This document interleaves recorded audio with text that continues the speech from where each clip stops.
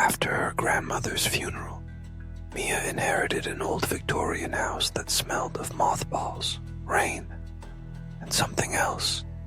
Something alive. The nights there were too quiet. The shadows didn't fall where they should.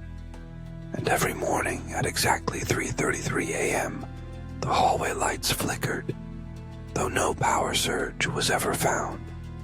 One evening, the wallpaper in the back hallway peeled back by itself, slowly, deliberately. Behind it, a rotting wooden door. No knob, no hinges, no frame. Just a child's bloody handprint pressed dead center. Still wet. Mia didn't remember ever seeing that door. But then she found an old VHS tape labeled 1999. Her return. It showed a little girl, her, standing in front of that very same door, whispering to something on the other side. Then the tape cut to static.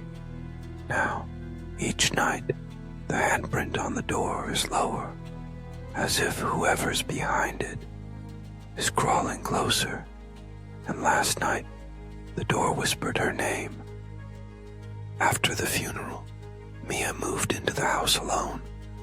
She needed a break. From work, from noise, from grief.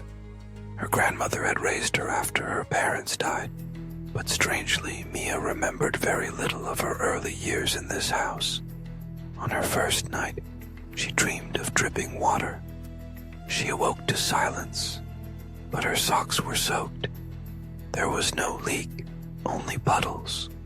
Small ones, like footprints. Then she began hearing whispers through the vents just past 3:30 a.m. every night. Always the same two phrases. She's not supposed to remember. Not until it's time.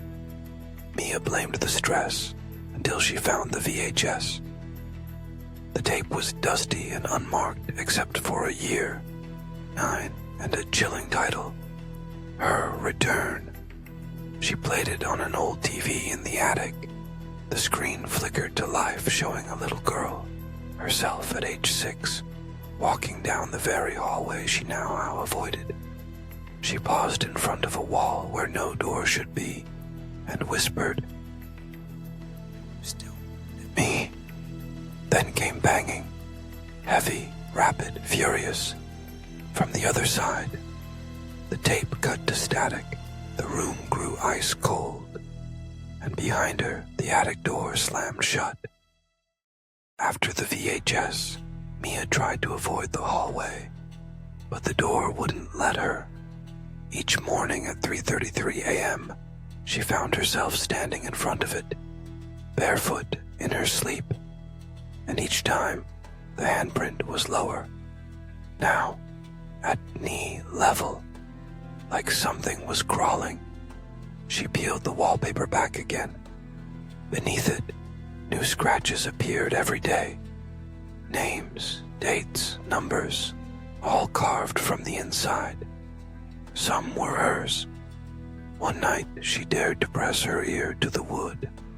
She heard crying, then laughing, then something wet, dragging across the floor, and then a voice, young and trembling. "You promised to come back."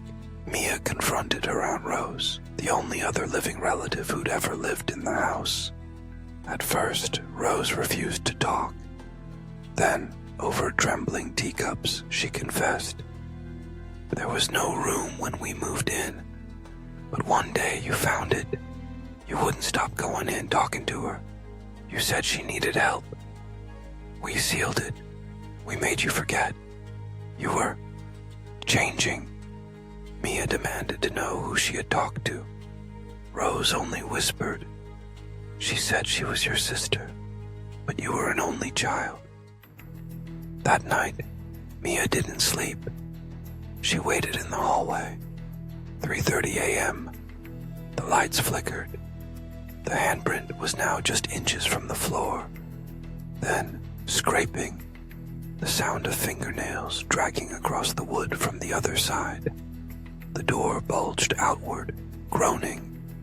"Mia, The voice whispered, "I'm back now. Let me in." Against every instinct, Mia touched the door. It was warm, beating, like skin. Suddenly, the door split open like rotted bark, and from the darkness beyond, a small hand reached out. It looked exactly like hers. The last thing Mia saw was her childhood self, crawling out from the forgotten room, smiling, and then the door slammed shut from the inside.